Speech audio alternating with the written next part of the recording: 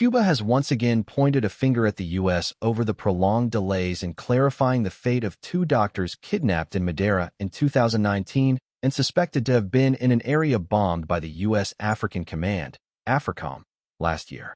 Cuban Foreign Affairs Minister Bruno Rodriguez has, however, revealed that the efforts continue to clarify the situation of the two Cuban doctors, saying talks are still ongoing.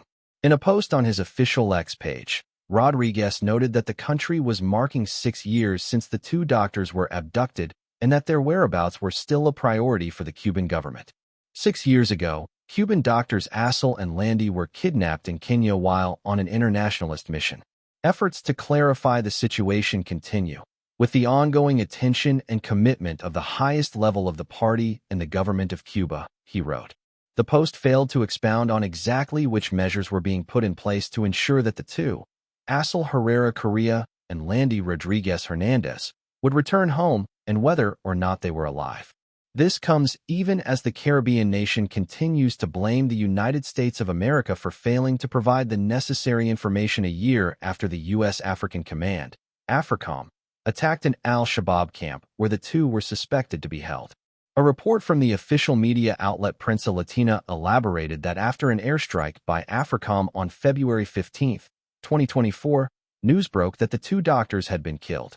However, the Cuban government noted that, despite numerous efforts to obtain information from the U.S., none was presented that would allow for definitive conclusions and clarify whether the doctors were still alive or confirm their deaths.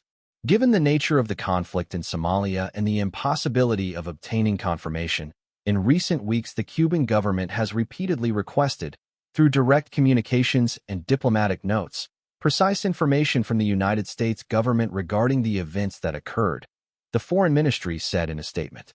After the airstrike, confusion reigned in the country, with the Cuban president, Miguel Díaz-Canel, being forced to address the news circulating on social media.